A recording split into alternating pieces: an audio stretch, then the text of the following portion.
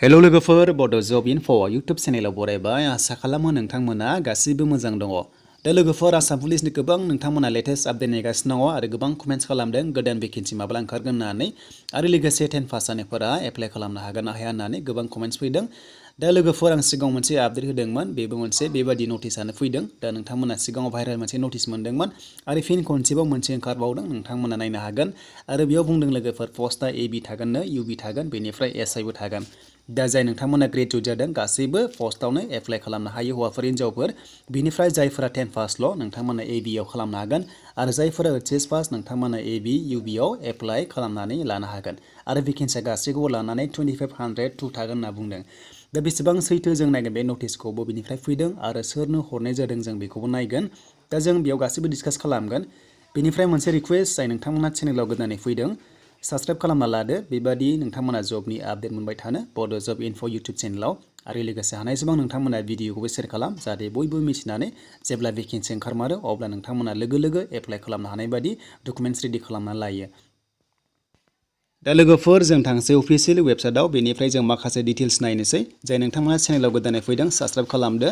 दा लोगोफोर एबि इउबि इपिआरअ बेनिफ्राय एएसएफआवहाय जायफ्रा एप्लाइ खालामदोंमोन एडमिट होगासिनो दङ डाउनलड खालामना लादो आरो जेब्ला गोदान अफिसियेल नटिस फैगोन अब्ला नोंथांमोना नैबे पेजआवनो मोनगोन एसएलपिआरबिआव बेयावनो गासिबो डिटेल्सखौ मोनगोन डाउनलडबो खालामनो हागोन।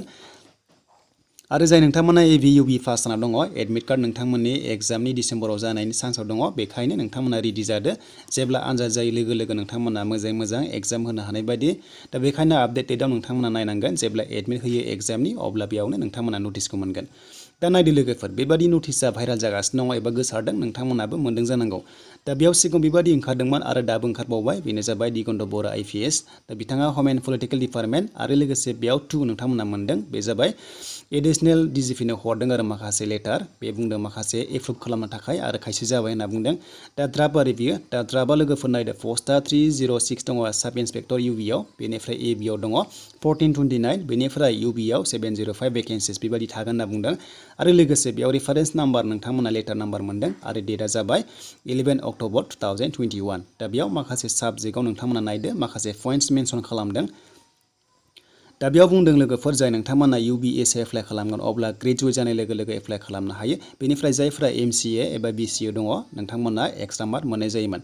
दा बेखौनो बुंदों मेक्सिमाम जायफ्रा माने एमसिए दङ थ' एक्सट्रा मार्क मोनोमोन नाथाय आसाम पुलिसाव एमसिए मेक्सिमाम मार्क्स माने गोनांफ्रा एबा सार्टिफिकेट बा क्वालिफिकेसन गोनांफ्रा एप्लाइ खालामा। स' बेयाव बिएससि गोनांफ्रानो एक्सट्रा मार्क मोनगोन आरो जायफ्रा ग्रेजुवेट नोंथांमोना बेयाव एप्लाइ खालामनो हागोन होननानै बेयाव माखासे पइन्ट्स होनाय दङ। दा बेखौ जाहाथे माने एप्रुभ खालामफिनो बेखौनो रिकुवेस्ट खालामदों। आरो बेनिफ्राय नाम्बार 2 नायोब्ला पस्टआ जाय नोंथांमोना इउबि एप्लाइ खालामनो सानदों अब्ला नोंथांमोना नैबेयाव नायदो माखासे एप्रुभ जादोंमोन आरो पस्टआ बेनो जाबाय 705 जादोंमोन कनस्टेबल इउबिआव। दा बेखौनो जाहाथे बारायो 1005 खालामो बेखौबो बेयाव मेनसन खालामदों।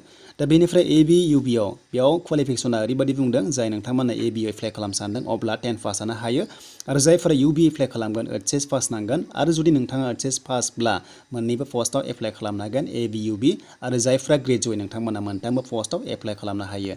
दा बेखौनो माखासे नटिस होदों आरो गावजों गाव।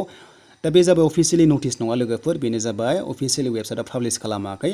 दा बेसेबां सैथो बेखौ बुंजोबनो हाया नाथाय आं नोंथांमोनखौ साजेस्ट खालामदों जाहाथे जुदि पस्टआ ओंखारमारोब्ला नोंथांमोना रेडि जानो हायो बेनिफ्राय एप्लाइ खालामनो हायो। दा नोंथांमोना गोरोन्थि दा बुजि दा नोंथांमोना जेबो अफिसियेलि आपडेट गैया गारा भिडिअ खालामदों साननो हागौ नाथाय बे नङा। दा बेबायदि नोंथांमोना माखासे नटिस मोनदों जानांगौ गोसारगासिनो भाइरेल जागासिनो दङ। दा बेखौसो आं नोंथांमोना एक्सप्लेन खालामदों। दा ओरैबायदि बुंदों लोगोफोर 25,000 भेकेन्सि ओंखारगोन नालाय स' बेयाव ओंखारनोबो हागौ दा बे थानोबो हागौ बेखायनो रेडि जानाया जोबोर गोनां। दा बेनिसिम लोगोफोर आसाम पुलिसनि आपडेट नोंथांमोना दानिया मोजां मोनदोंबा लाइक खालामदो।